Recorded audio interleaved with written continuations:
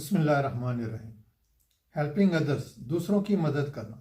दूसरों की मदद करना एक फितरी अमल है, क्योंकि हर इंसान एक दूसरे का मोहताज है।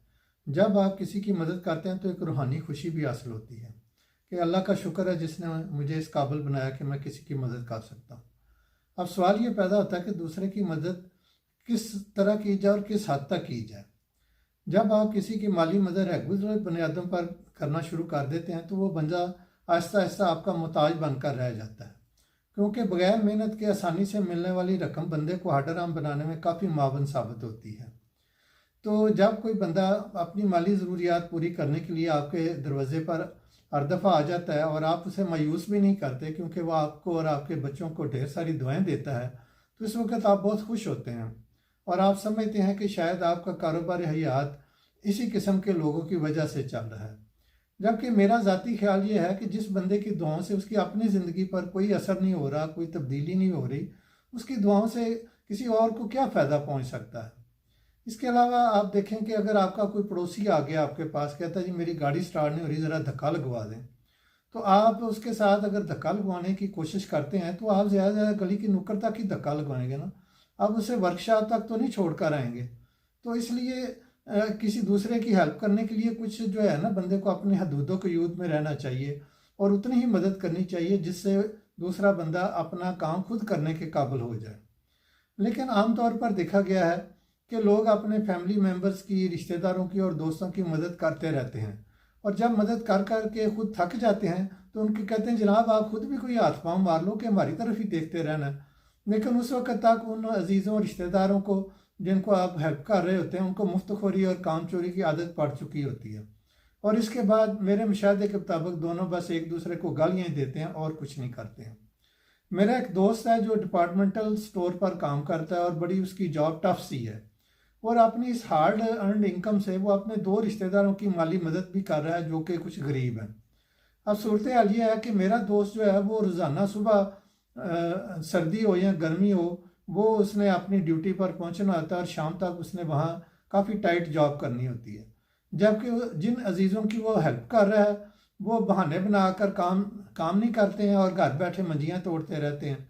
उन लोगों का तो माटो मुझे ऐसा मालूम होता है कि उन्होंने ये बना रखा है कि कमाओगे तुम खाएंगे हम। सूरह माइदा आयत नंबर 2 में फरमाने बारी ताला है, तावानु अलल बिर्रि व तकवा वला तावानु अलल इस्म वल उदवान। नेकी और परहेजगारी में एक दूसरे की मदद करते रहो और गुनाह और जुल्म ज्यादती में मदद ना करो।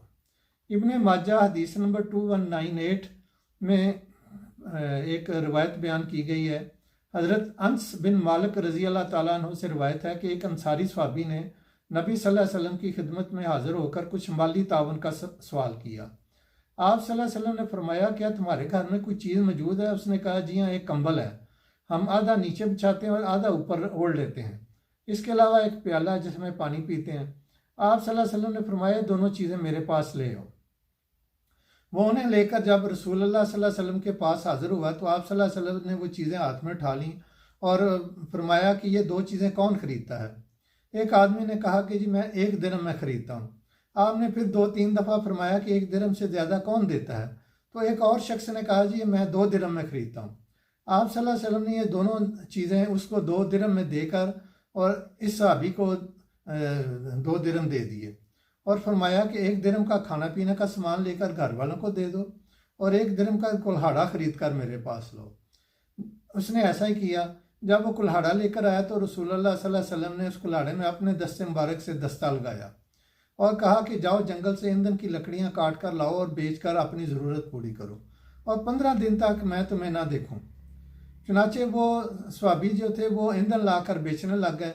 इसके वो 15 दिन बाद जब रसूलुल्लाह सल्लल्लाहु अलैहि वसल्लम की खिदमत में हाजिर हुए तो उनके पास 10 दिरहम थे।